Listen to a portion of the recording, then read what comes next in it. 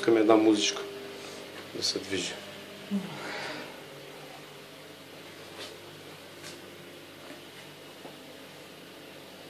На къщата ни беше на Лидица и Хемис на ъгъла. Дето е гъв ход, оттам ако сте Да. Точно там на ъгъла ни беше къща. И вижте каква хубава панелка получи.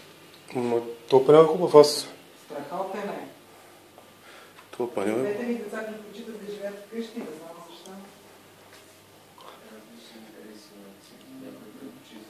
Голямата си детската мечта. А малката просто отиде в съседство.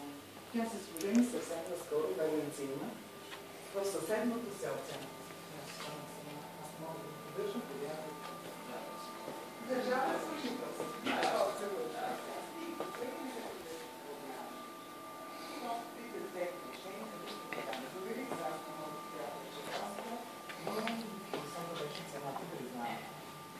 Много заедно човек до голямата вика, почваме от високото, за да падаме една година. Хайде да снимам вас.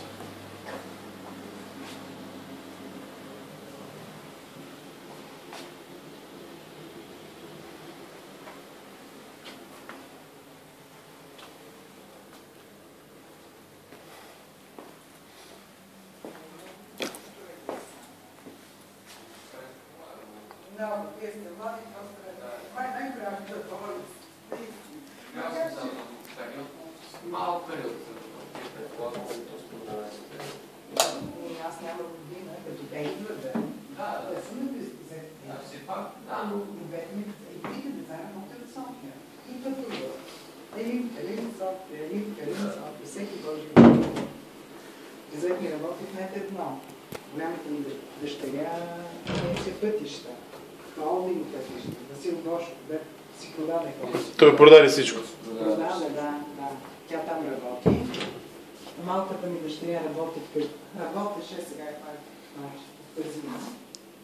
И аз. Държавна служител за 3 часа.